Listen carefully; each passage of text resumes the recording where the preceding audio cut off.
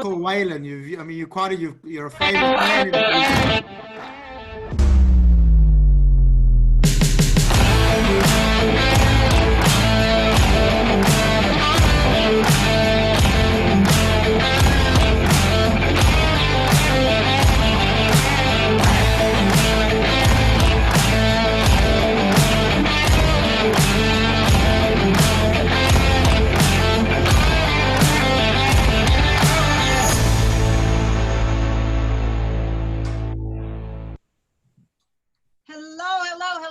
Everybody.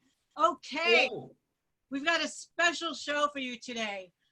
I'm going to first introduce everyone. Chris, the collegiate, who is a champion boxer, kickboxer, author, and has his master in clinical nutrition and part of the WBC task force. Bob Guccioni Jr. How do I describe you, Bob? World champion. Huh? Just world champion in general. World champion of trend setting? No. I guess the editor and publisher of Wanderlust. Okay, we'll start there. Yeah, that's a good start. Joel Berman, also known as Bermano, once a fight promoter who traveled from South Africa to New York and is now known for his art, which has been displayed in major galleries and venues. And Michael Whalen. Michael Whalen, who is a composer, a producer, creator. He's done over 650 TV movie scores, Emmy Award winner, and a really nice guy. And Michael is recovering from COVID. And so he's an inspiration to us. Yep. And thank you especially, Michael, for joining us. Thank you. It's great to be here, guys. So before we begin, Anyway, great. Sulaimán, the president of the World Boxing Council. How can I forget Mauricio Sulaimán? You forgot about me, Jill. I'm sorry. And I'm not going to forget. So she's going to start us off with some kind words and meditation before we begin our program. So, Socha. Thank you, Jill. Hi to everybody. Hi, Mauricio. I wish this was a meditation. I wish I can do a real meditation. I just try to do every time before we begin a small reflection that give us some mental train so we can confront the confinement right now. And today I will start with a question. Confinement or an opportunity? Well, that depends on how you want to take advantage of this time. If you decide to have the feeling of confinement or the decision to take an opportunity to get to know yourself better. Self-knowledge is the first competence of emotional intelligence. Knowing ourselves is fundamental and is the base for developing any of the other emotional skills. Have you ever wondered who you are? What concept do you have of yourself? Well, I'm sure that what happens to you is the same that what happens to me. I think that nobody knows me better than myself. But guess what? The reality is that is not always the case, because we rarely, very, very rare, we stop to think about who we really are. In that matter, self-knowledge is a result of a process of reflection, of a process of that we go through when the person acquires a notion of himself, his qualities, characteristics, strengths, weaknesses, talents, values, goals, dreams, and also fears. The process of self-knowledge is continuous since we are in constant change, okay? Because our life is changing every moment, okay?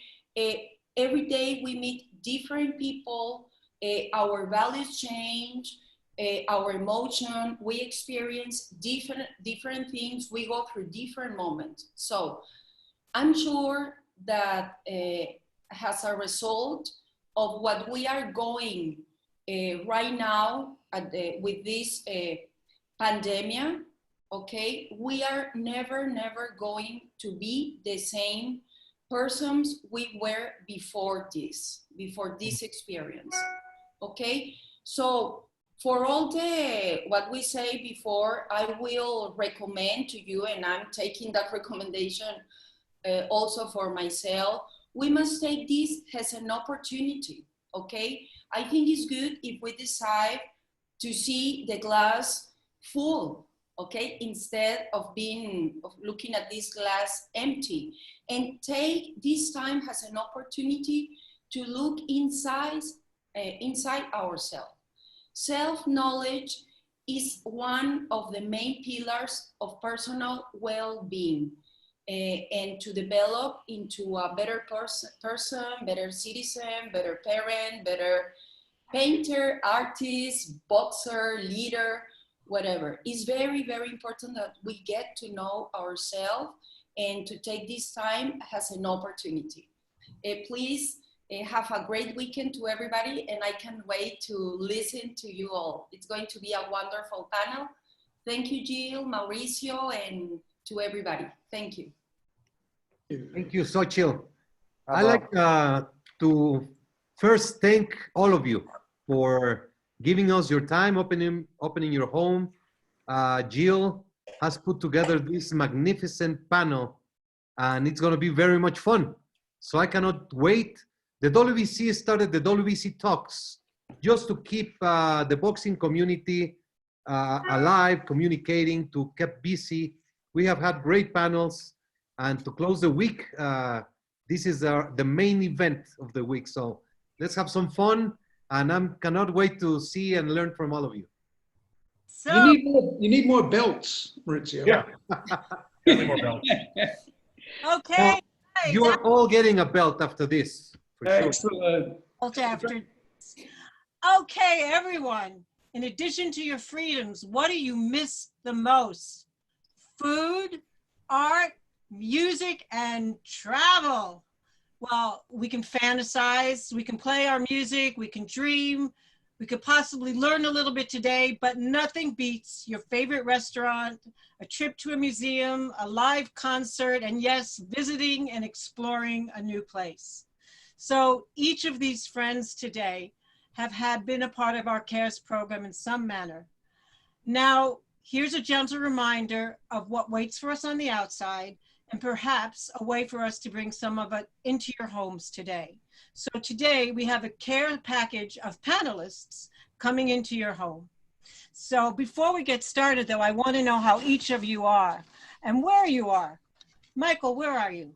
I'm in my studio here in the South Bronx, and I feel like I know every inch of this room since I've been in here for 2 months.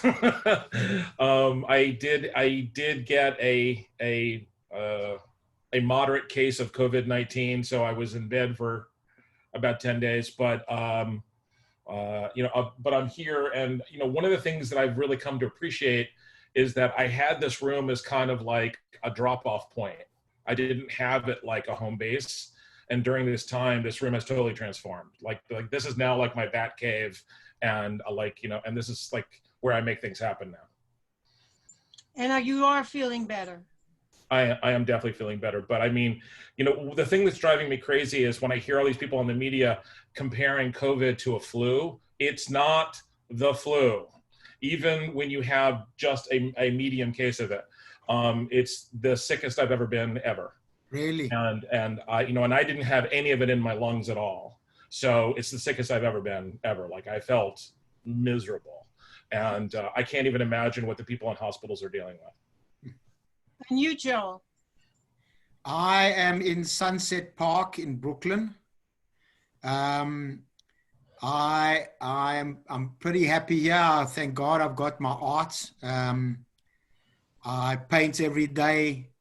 When you wake up and you do a painting, you feel like you've accomplished something for the day. Like you can physically see a beginning and an end to a project. Yeah, I'm pretty cozy here. I miss going to coffee shops,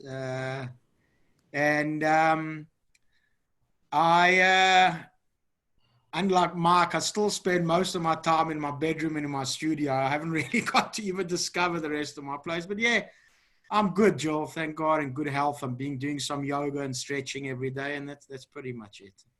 And we look forward to you showing us some of your art. Good.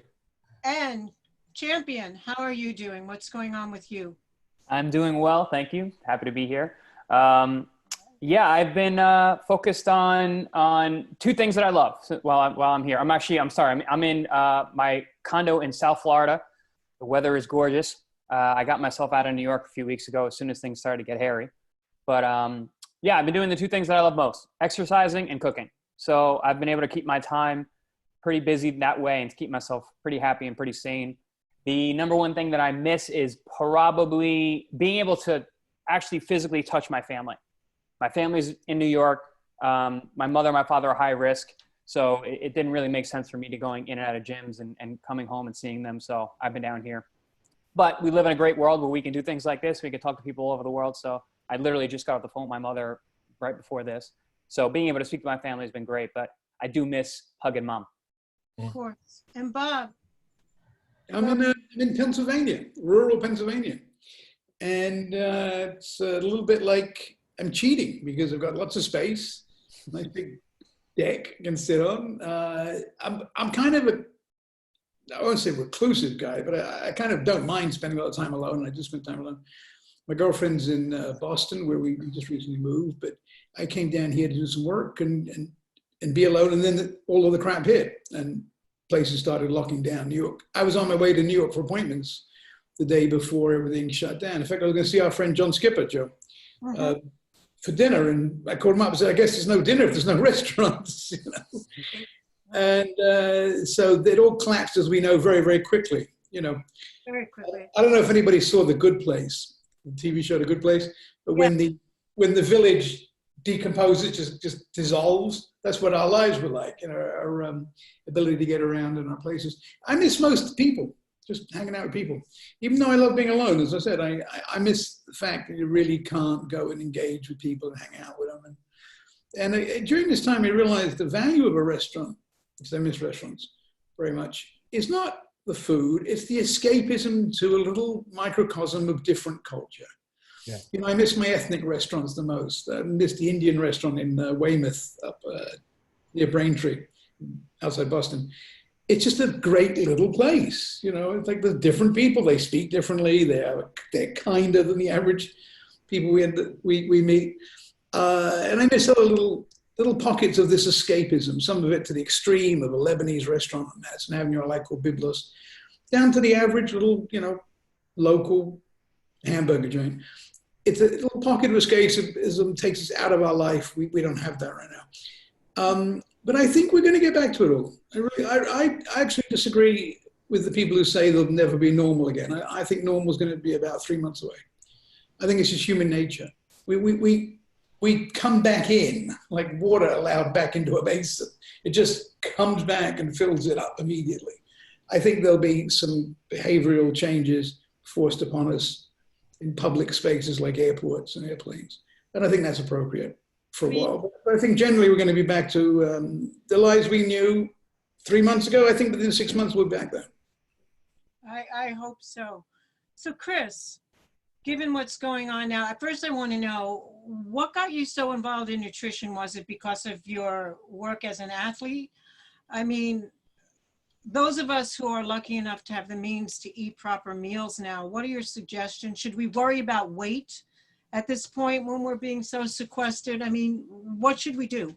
So in the first question, I got into nutrition because of myself being an athlete. I was a wrestler in high school, and that's a sport where you have to make weight. And I felt like I did everything wrong. So, and because I did. I was, you know, the way we made weight in high school wrestling was pretty dangerous. Well, it's weight cutting, one of the most dangerous things in all combat sport. Yeah, exactly. So I took it upon myself to learn the science behind it so I could do it properly and do it in a far less dangerous way, because I knew that I was going to be a professional fighter, and I knew the dangers were much higher in boxing and kickboxing than they were in wrestling. So I wanted to make sure that I was going into each contest as healthy as possible. And then in terms of how nutrition plays a role now, this is all about keeping your immune system and your body healthy. So I wouldn't be as concerned right now about minor fluctuations on the scale. I would be concerned about nourishing your body, eating foods that have a high nutrient content, making sure you stay hydrated, make sure that your sleep hygiene, whatever it is where you need to eat a few hours before you go to sleep so you sleep well. Make sure that you're hydrated throughout the night so you can sleep throughout the night. I think that's all very important for keeping your immune system high. So in case someone like Michael, who got, COVID, but had a somewhat medium or mild case, if he wasn't as healthy or robust as he is, he might have had a worse experience, which we're seeing that now. People who have any kind of comorbidities facing, having obesity, high blood sugar, prediabetes, hypertension, things like that, get much worse outcomes from the COVID. So right now, being focused on your health and the foods that you're putting in your body is most important. What about supplements, Chris, like vitamin C, vitamin D? There's been really good research so far, preliminary stuff, that vitamin D, vitamin C, and zinc can be really helpful for your immune system, especially when it comes to this virus in particular, which ultimately is how we treat any kind of common cold or flu and whatnot. Those are all immune boosting supplements, and there's definitely a place for them, especially now. And it's one thing to have gotten involved in nutrition, but you went to college and got your master's degree in clinical nutrition. I mean, what was that like while you were fighting and doing all that? That's real dedication. Yeah, I was always a good student when I was coming up, and that was something that was stressed very highly in my house. Sports were not. I'm the first, last, and hopefully only pro boxer for my family, because it is such a tough route. But education, academia was really pushed on me as a kid growing up. So like I said, I had a science mind. I wanted to know how the body worked. I also planned on going to medical school. And I transitioned into full-time nutrition because I was exposed to kind of the medical industry or how it's done now. And I thought that I could help a lot more people if I was trying to prevent people from getting sick than trying to treat ones who already were, which is kind of the system that we live in now. So for me, nutrition was a way for me to reach more people and help more people. Do we have a picture of Chris's book, guys? I have it right here. I'm in love with that book. Ah! You have it with you. I love that. That's brilliant. Look at you. Picture of that book, the cover of that book said, I don't want to eat that. I don't even care if it's good for me. So presentation has a lot to do also with making foods interesting that are not foods that you would normally go out and grab. Ooh. I was going to say that to Joel. I was actually, the first and foremost, I was an artist. I used to draw a lot when I was a child. And people ask me about, you make your food look so good. This is my art now. I got to tell you, Chris, is that a shakshuka? Or your version of it looks so delicious that pure art, Chris. Oh, Thank you. Oh, you're not getting that now. Relax. I want that. And one thing about my recipes, I tell people all the time, I'm not a chef. I like to cook. So everything that's in the book are very easy maneuvers. And I think this is a great time for people to maybe either learn how to cook or get better at it. I'm getting better at it every day, and something that I do every day of my life. Chris in the kitchen, can you see the monitor? I don't know if there you go. Yeah. Nice picture. I've been producing some videos lately, kind of tutorials on how to cook certain items from the book that I've been posting on a couple different platforms on social media. Probably time for me to start a YouTube channel because a lot of people have been asking about it. Can I ask you, I'm actually a vegan, and I've seen that a lot of professional athletes are becoming vegans because of the performance. And there'd be all these new documentaries on a plant-based diet. What do you think about that? I don't love it for athletes for really from a reason of the pragmatic reason of being able to eat enough calories and enough protein when you're training 2 or 3 times a day. So for regular people, absolutely. I mean, anytime you're going to get more fruits and vegetables into your diet is a beautiful thing. In terms of longevity, limiting how much protein you take in later in life is actually a good thing for living longer. But I think for an athlete, for the needs of their protein needs for one, their energy needs, and also when you're eating vegan, a lot of it's very fibrous food. It can be you're going to be full all day long to get enough calories in when you're burning 4,000, 5,000, 6,000 calories a day. So from a pragmatic standpoint, I think it's very difficult to pull off a full vegan diet on an athlete. Well, you're not I am not. No, I am a very happy meat eater. Michael, you're not a vegan, right? I am not a vegan. So for Michael in recovery, what would you tell him the best foods for right now would be? Colorful fruits and vegetables, of course. You should really stack your diet with that. Fermented foods, probiotic foods, which are really good for the gut. The gut biome is where your immune system is located. So keeping those foods high in your diet, like kombucha is really good for your gut. Things like kimchi, like Korean style kimchi, the cabbage, sauerkraut as well, very, very good for your gut. Probiotic dairy products like Greek yogurt, which is very low in carbohydrates but very high in protein, and then kefir or kefir, which is a kind of like a more pourable probiotic rich dairy product. So it's very similar to yogurt, it's more liquid, but the probiotics are through the roof. That's a really good one. I love kefir. I'm one of those people who actually loves goat milk kefir. So that's information, and we'll get back to it. Joel from promoter So much. to art, and we can openly talk about the fact that Joel has wrestled with and usually wins with a mental disorder, and his art has been a great help, which means that for those of us stuck at home, he may have some advice for us in terms of how to get rid of some of that energy and demons that we have while we're stuck in the house. Joel, so tell us first of all about the journey from promoter to artist and how it's helped you with your mental well-being. Well, you know, I asked Chris about veganism, but I actually used to make beef jerky and sell it. So I was a beef jerky making fight promoter in Las Vegas. Who became a vegan artist. It's quite the transition. Quite the transition, and how I come to very gratefully be invited to these panels is because my family has been in the boxing business since I was a kid. And I always wanted to follow my dad's footsteps, and obviously the ultimate place to promote boxing is Vegas.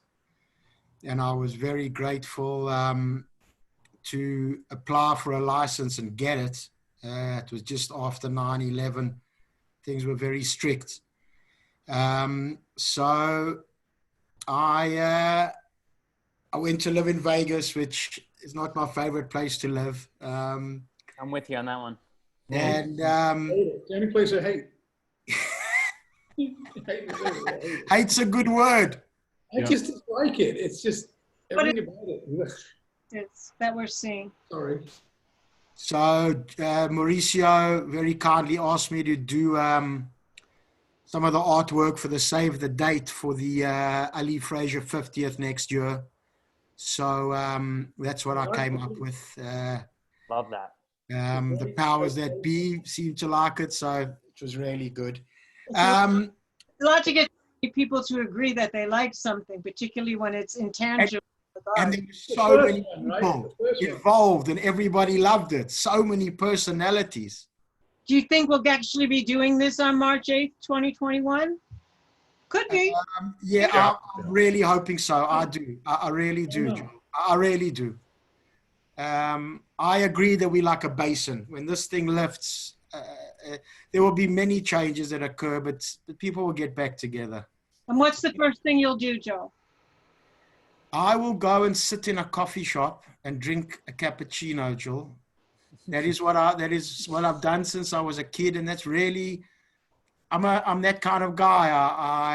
I get every morning when I wake up, I look forward to my daily coffee. It sounds silly, but it gets me out the house. I do, as Jill said, as so many other people do, I suffer from bipolar disorder and depression. I've had to deal with it my whole life. And some days getting out of bed is tough. And my one thought that gets me really smiling, it's not even painting. It's just being able to get on the subway, go to some cozy coffee shop and have a coffee and then get your blood flowing. So that's what I look forward to the most. Very brave of you. Very brave of you to address it openly. Well, you know what? There's so many people that are now. It's true.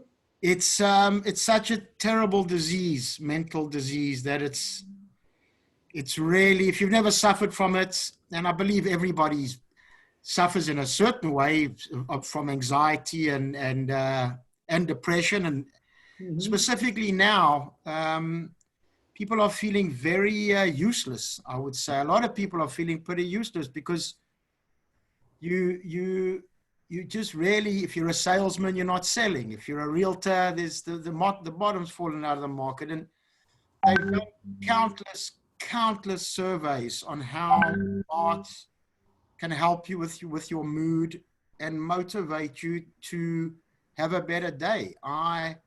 If I wake up with a bad thought process, or I'm not feeling great, Chris, just like you have to force yourself to get into the gym, man, and become a champion fighter. Some days I just really don't feel like painting, man. Like I really don't want to paint. The minute I got that too, Joel.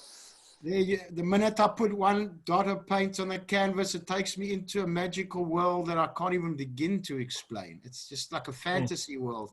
But it's so hard because when somebody has a mental disorder, someone like yourself who presents yourself so well, there are no visible scars. No, nothing. There are no visible scars at all. Nice. Nothing. That's it, Joel. Wow, Joel. There's nothing to show that I would suffer at all. In fact, I was blessed with a good personality. That's why I became a fight promoter. And I hid it for so long. South Africa, I was brought up in South Africa, and South Africa got a very lion mentality. It's a very tough country. If you got a problem with somebody, you fight. You don't really chat. That's the kind of culture it is. So for me to actually come out and tell people, I was brought up with a tough boy attitude. My father was a promoter, and nobody really messed with me. Not because I was so strong, just because they thought that I had backstop. So I had to eventually tell people that I had a major mental breakdown at one stage. And by me telling them that I was mentally weak, I cannot even tell you how many people said, wow, man, I'm suffering from OCD. I can't touch people anymore. My marriage has gone to pieces. I don't know how to deal with money. Really, it's just everybody opens up. The minute you're brave enough to tell people that you're weak, I agree. They say tell you that they're weak, and everybody shares in the same problems, really. Secrets, right? You're only as weak as your secrets. And the minute you open up, other people, most people will respond to you in saying, it's great. And you're going to show us something about the drawing in a minute, but I want to speak to Bob first because he's being too polite and cooperative here. Bob, how did you go from spin and gear music magazines into travel? How did that happen? Well, age is part of it. I always say that what I'm doing now is not that different from, spin. It's all about storytelling. It's all about adventure. It's all about discovery. My whole life's work has been in the media, and it's been about narrative and storytelling. And I think it's about being honest and having a sense of humor in the work, which is often lacking, especially in the travel section. It's completely lacking. Most of it is very dishonest and connected to financial interests. We're not, we take ads, but we don't, write for people that take ads with us. And I don't know, I just think travel is an essential and primal instinct of the human being. It's what got us out of the caves. I say somewhat facilely that the first story I ever told was a travel story because someone had to say, let's go here, not there. There's danger, there's food. Someone got us out of the caves. And ever since, we've been traveling and experiencing, and it's how we articulate the human experience by what we discover and the details we bring back from those expeditions. I remember being a kid and reading National Geographic in the late 60s and early 70s, up until about the early 70s. They were still discovering tribes and places on Earth that no one had ever seen, people that no one had ever contacted. Today, Google Earth can map every square inch of the planet. It does map every square inch. So we've lost some of that naivete and that thrill of discovering something brand new, but we're still discovering worlds. There are worlds under the sea. There are worlds in the atmosphere. There are worlds, as we now know, in our own body. I owned the science magazine Discover for a while. And I remember there was a piece we did on the amount of bacteria and viruses that live in our body, different ones, were equivalent to, I think, in the millions of different bacteria and viruses that live with us. So we don't know much about that world. You know, it's new. And I think that's part of the human experience, just keep discovering until the day we go, you know? I see that's an old piece you got there, Jill. No one can read that, of course, but I was very smart in that interview. Everybody has to take that on faith. I see a strong resemblance. The photographs, yeah. Look at the old pictures of me. That's when I was a rock and roller. That's what magazine does this reflect? Well, Spin, of course, is in there, and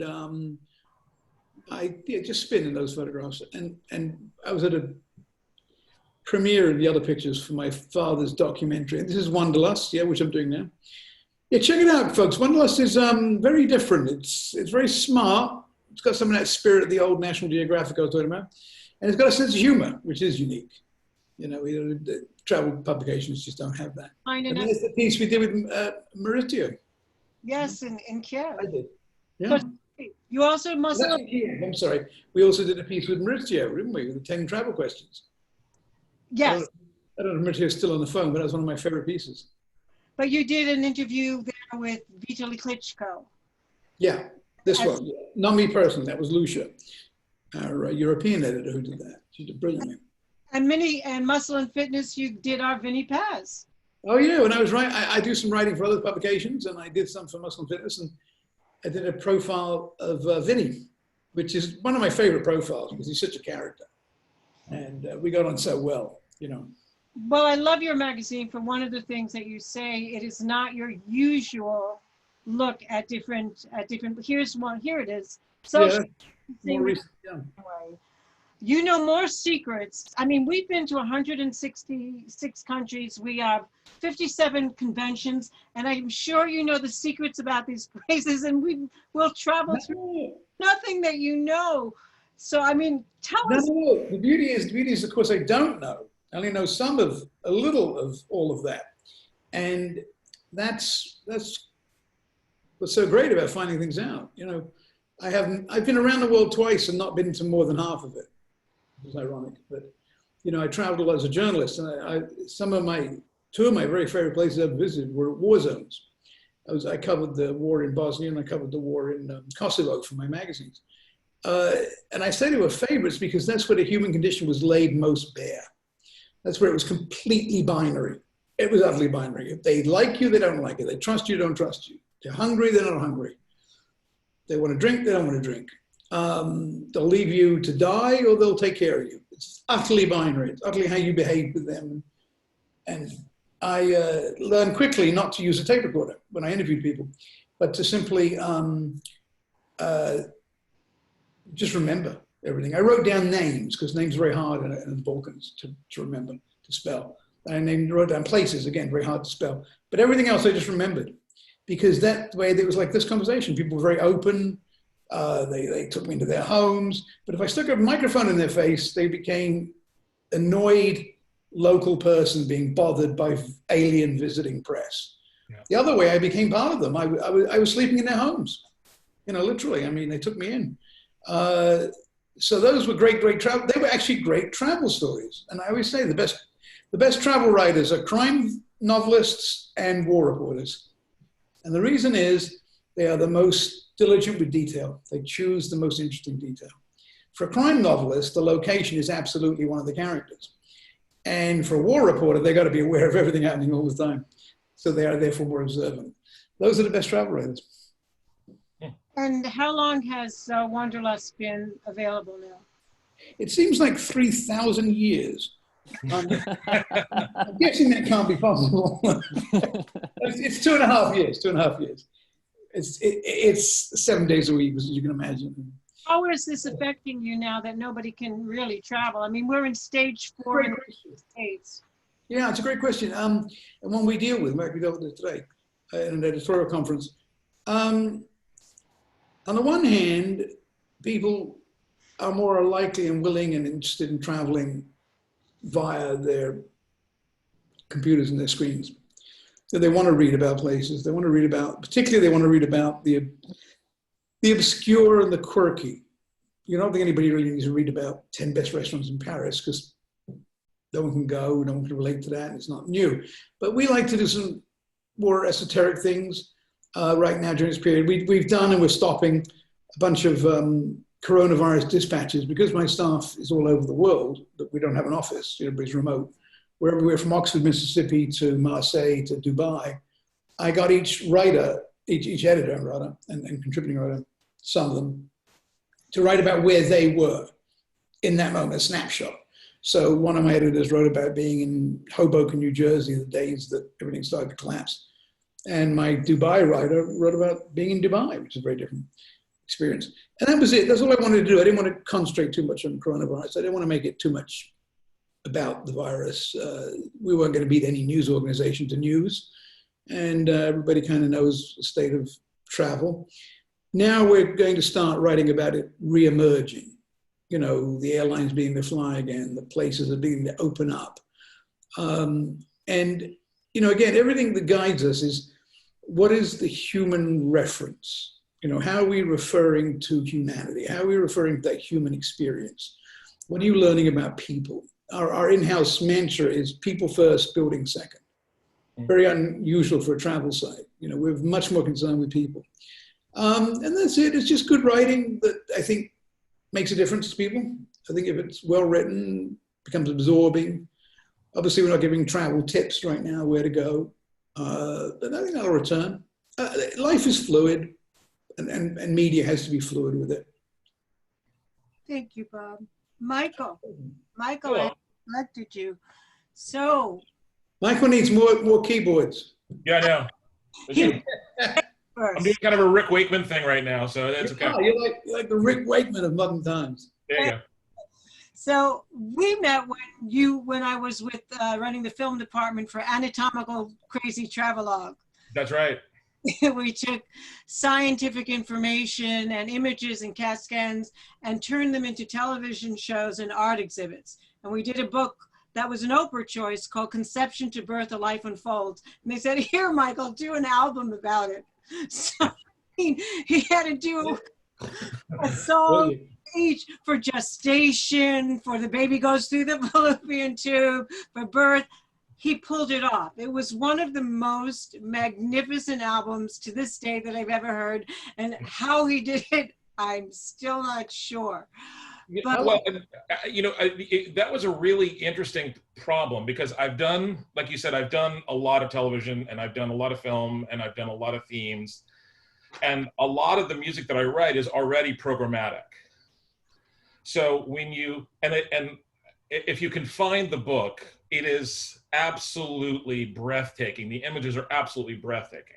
So you're already inspired by how it looks, but from a musical standpoint, you didn't want to get into kind of the medical part of it because I don't know anything about it. I don't know that. So what it became about was sort of the wonder of the whole experience. And because I've been a father twice and all of that, it was how can I create something that anybody, whether you have children or not, you're a woman or not, can enter this conversation and go on a journey. And it was that was really cool. But I think that's kind of the building blocks of all the music that I've done. I just released my 33rd solo album. Wow. And you know, and I just finished my 872nd TV show. And I think one of the things that's always important is to try to create a clear narrative arc. I love what Bob was saying about narratives. I think it's very true with music. I think you've got to create an arc which is clear.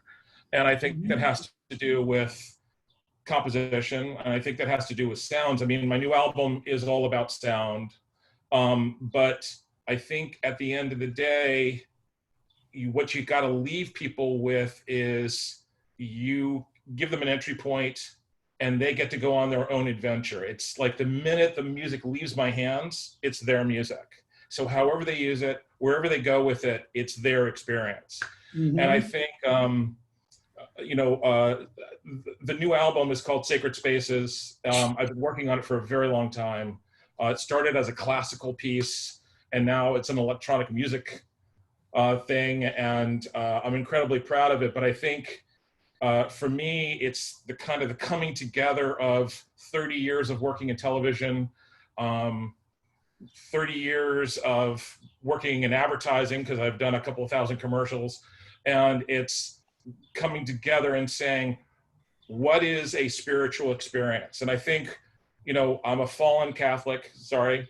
And so I think from a religious standpoint, because everyone hears the word sacred and they think it's a religious album. It's not. It's really about trying to find something that touches your spirit. So anything that touches your spirit is spiritual.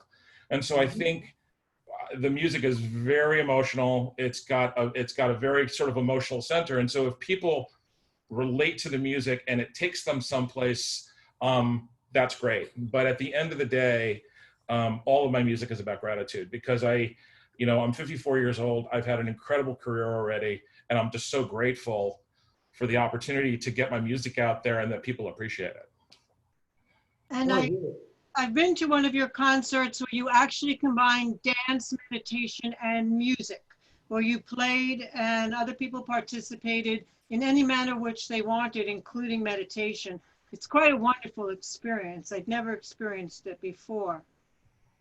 And what are you?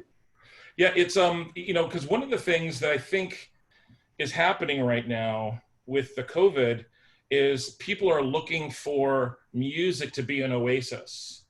And I love this idea that that music can create a context of wellness. Like, I hate when people start talking about sort of the medicinal uses of music, because that's just a lie.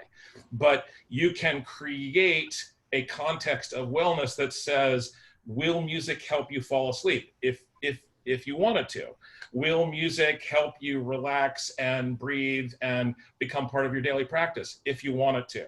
So it becomes a building block of your wellness if you decided to. Like, you know, Jill knows I've walked, I don't know, 25 or 30,000 miles around New York City. I'm a crazy walker. I've walked 3 New York City marathons, and the music that I'm always listening to is always about trying to keep myself centered and breathing.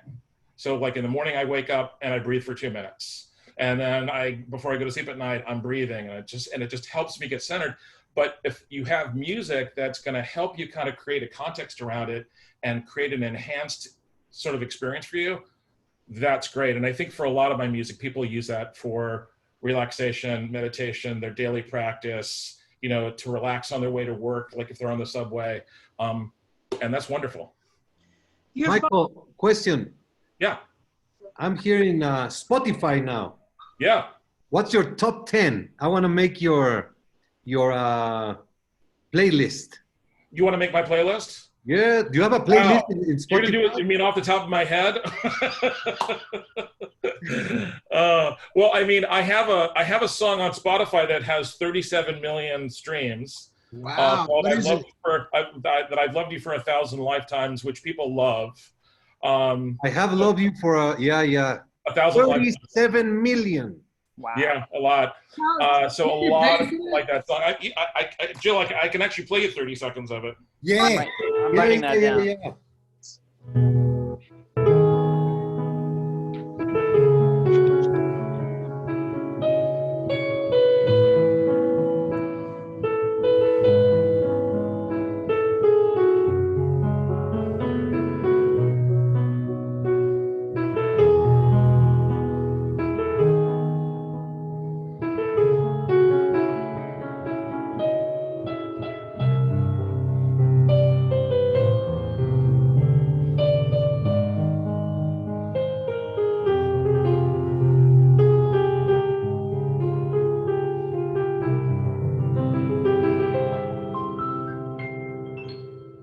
Beautiful.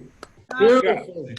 So I mean, so my music is always about composition, but I always want to take someone on a journey. I love the idea of what Bob was talking about taking people on a journey and having, and relating to it from the people, and maybe, people first, not buildings. I love that. But I think it's great to be an artist and to have people go on journeys. I love the idea that I can create a piece of music and know nothing about it, and 1,000 people could hear it and they'll tell me all the things they found in it. Yeah. And I think that's wonderful. All of you are artists in the sense, to me, an artist is someone who takes a blank page and creates something. And it doesn't matter if it's food, or if it's writing, or if it's art, or if it's music. It's that ability to take nothing and create something from it. But I have to tell you Mauricio's favorite kind of music. Tell Michael what your favorite music is. Pink Floyd. Perfect. Well, I'm a prog rocker from way back, guys. Pink Floyd, yes. Genesis, I'm right there. Soft Machine. Soft Machine, good, very good. I'd like to hear, what do you think about Alan Parsons? I love Alan Parsons. I actually saw him last year live, and it blew me away. Unbelievable. I didn't know he was alive last year. He played a live show last year, and it absolutely blew me away. The band was fantastic. It sounded fantastic. It was great. That's great. The Alan Parsons Project. That was great stuff. Yeah, great stuff. Did you know that Alan Parsons was the engineer for The Dark Side of the Moon? That's right. Yes, he was. For Pink Floyd. That's right. He went into that clock shop and mic'd all those clocks, and they got all that stuff right. And oy vey. Crazy. So Joel, did you want to show us something? Something that you think, like an exercise or something we could do to... Sure. Well, I'll just basically, the most important thing is not everybody's sitting with art supplies at their homes. Remember. So if you haven't got paint and if you haven't got a canvas, take a paper plate and your kids' crayons or pencils or Sharpies or whatever you can find, and paint something. Maybe I should give you an idea. Just maybe paint a heart. As with Michael, I'm very into gratitude and love at the moment. So maybe paint a heart and send it to somebody that you love. It can be as simple as a black Sharpie, just a heart, or it can be a 12-hour piece of work. I'll show you this piece. It's called One Love. And I don't know if you can see, I've actually got boxing gloves on the canvas. I don't know if you can see it. Cool. But I've been working on this piece for 4 years. Every couple of months, I just change it. And there are not many pieces that I find that are very close to my heart, but this piece is. This piece is one of the few pieces that I wouldn't sell. It symbolizes pretty much my whole life. And you can't really see it. You can't. It looks quite dark, but it's not. It's magnificent. So what I'm going to do is I'm just going to do a simple, I'm a very free painter. I tattooed the words "freest man in the world" down my arm. I don't drink anymore, but in those days I'd had about 20 tequilas. Makes you pretty free. Yeah. It wasn't like it was just on my shoulder. It was down my entire arm. Yeah. And I had to sign many legal disclaimers before they did this. So my style of art is free. I'm going to do something very simple and very basic for you to hopefully bring out your creative side. But remember that if you come up with an idea to paint something today or tomorrow, or you're going to have to start getting creative, whether you make some music on an app or something like that, or paint. There's only so long you can sit in your home you can go, this is the ceiling of my studio. Cool. Nice.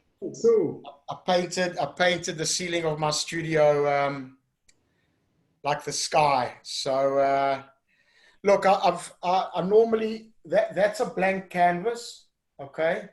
That's going to be my next painting. I have no idea what it's going to be yet, but this will be the start of it. And Jill, maybe I'll send you the final product when it's done.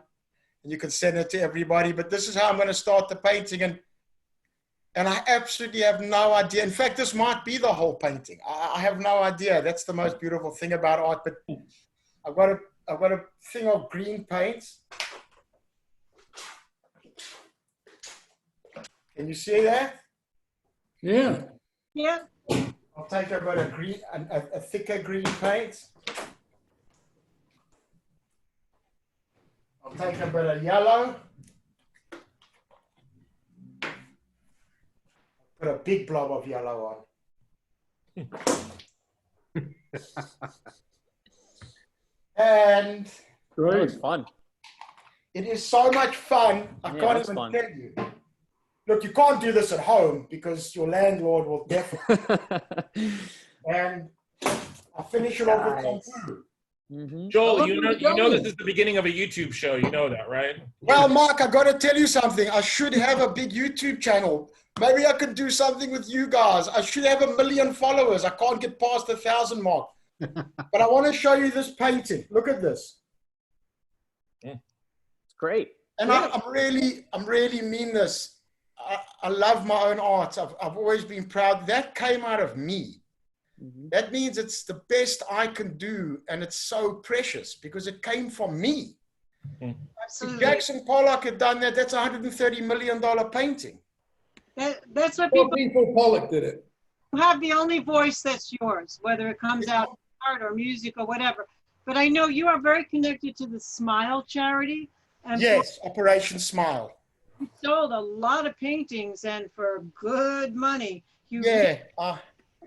Look, Joel, when I, as I said, I suffer from a lot of depression and bipolar. And when I started painting, I committed to giving a lot back to charity. And it was my major motivation. I had this manic episode in 2010 that I was going to become one of the world's greatest artists. I had never painted before. People thought I was crazy. A lot of people thought I was going to commit suicide because I went from never painting to painting. It was a really manic episode, but I have donated over $250,000 to different charities since I started painting, and it's my main motivation still to paint, is to give back to the world, pretty much. We're so grateful that you do. You are an inspiration. I read a recommended documentary to you about Mauro Ronaldo on Showtime. Watch that. Very good. Yeah. Okay. So, Chris, what are your happy foods? I mean, we're in the house, it's dark, it's like we're ready to bust out. Give us some happy foods.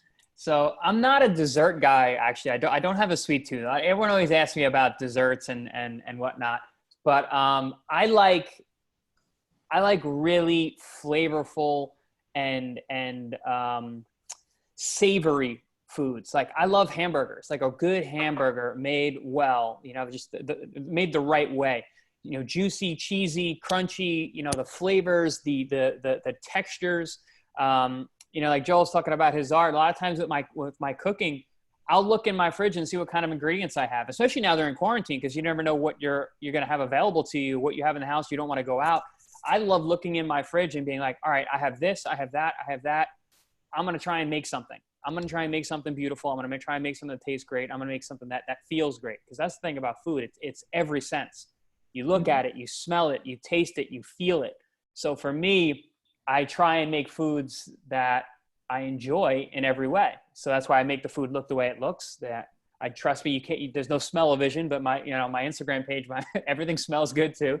But you asked earlier if I'm a vegan or what. I said I'm a very proud meat eater. My mother's from Argentina, so barbecue and steak is everything. So for me, my comfort food is steak, is red meat. I love a good, hearty, juicy piece of red meat. That just makes me more hungry. Yeah. my book would make you very hungry. There's some, and my Instagram page as well. There's a lot of food. I'm going to give you a little food tip I picked up while I'm cooking every meal, of course. So I was making simple spaghetti with oil and garlic, which is just awesome if you do it right. And the trick to it is a little of the pasta water. Goes in there, about half a cup pasta water goes in the sauce. but I didn't have parsley, so I used bok choy. Bok choy has become my new secret ingredient. I put it in canned sauce too. You take the Bok choy is delicious. Yeah, and the leaves, because the actual stem's a little too thick to the leaves wilt up nicely. Soften in the time it takes to make that particular sauce. Put just a couple of slivers of the stem in there because they add a bit of texture. But the leaves are awesome. Yes. That's my new secret ingredient. And if you do, shared it. oh, it's not a secret anymore. But bok choy, if you grate a little fresh ginger root on there while you're cooking with a little bit of olive oil, it is absolutely delicious. It'll crisp up around with the olive oil on the bok choy. It just wilts down a little bit. And I mean, bok choy is one of my favorite vegetables to eat. I'm now getting hungry. Yeah, no, we're getting hungry. Anything yet? Hey, Bob, so where are we going when everything gets lifted? Where would you say, where would be the great places to go now? Great question. Yeah, that's a great question. Just out of the house? Down the street? First off, down the street, exactly right. I think, well, a lot of studies have been done on this, what's going to happen next with travel. And the general consensus is, in the beginning at least, people are going to want to stay within their own country. And a lot of that percentage want to just drive somewhere. You know, there's going to be a tremendous distrust of airlines. I distrust them right now. Well, plus, I don't really want to fly on a plane with a face mask. You know, I don't want to sit there for hours with a face mask on. So I'd much rather go somewhere by car too, or train even. But I think when all this empties, it kind of depends when the flights become regular enough again that you can go to a lot of different places. All the airlines are talking about cutting routes, but they'll bring them back. Then I think you go to where you want to go. For me, it'd be Tuscany. I want to go back to Tuscany. Good choice. I actually have a great 2-year long longing to go to Ukraine, partly since we first did that article. And I have friends who are involved with Ukraine. That sounds interesting to me. I think the majority of people are going to travel first within America, and then they're going to go to Europe. You know. So Bob, you don't want to go to Vegas? Huh? No, I don't want to go to Vegas. I'll tell you a funny story. So I once did an article for a magazine, and I forget the name of the magazine, but they have this thing it's called Spin the Globe. What about Mexico City? Oh, I'd love to go to Mexico City, absolutely. I've been to Mexico for years. But anyway, so I did this article, and I agreed to the article, and they say, we'll tell you just before you go where you're going to go. The whole world to pick from, the whole world, right? I could have gone anywhere in the world. They picked Las Vegas. Oh, no.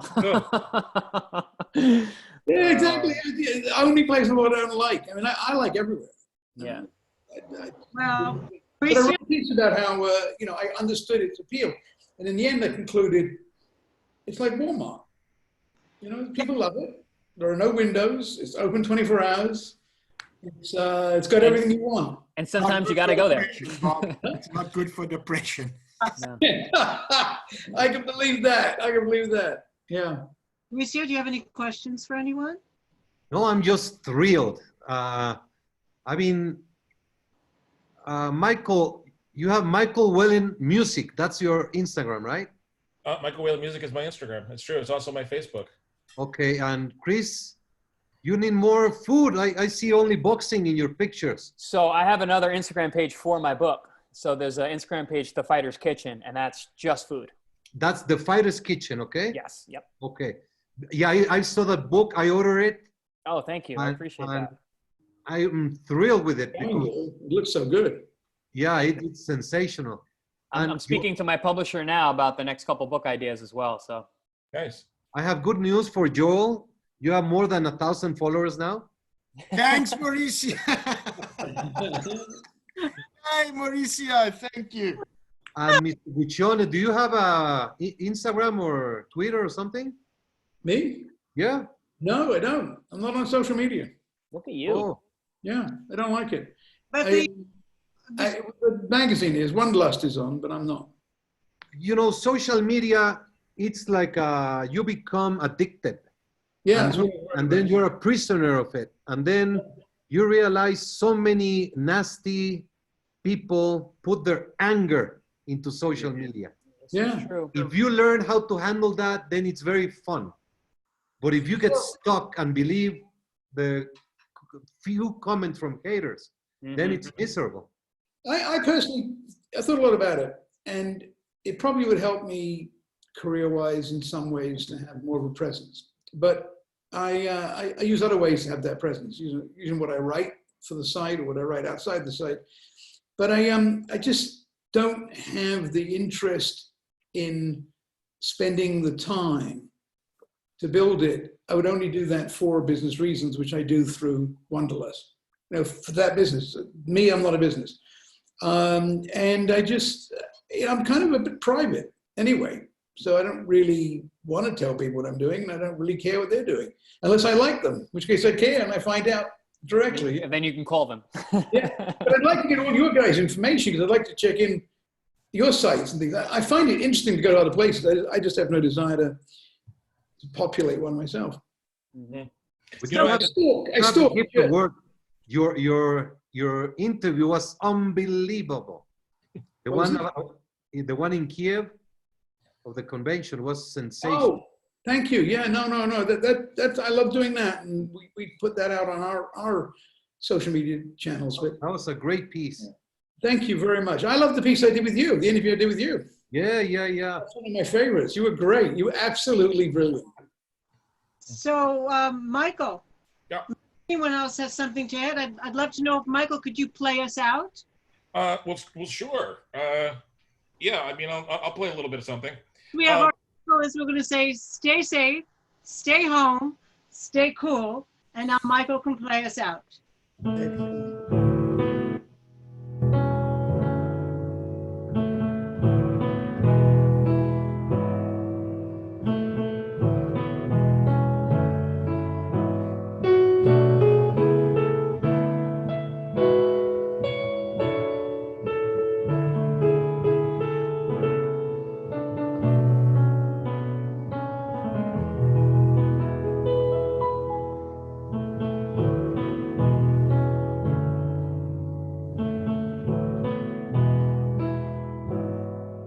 So thank Pleasure. Thank you.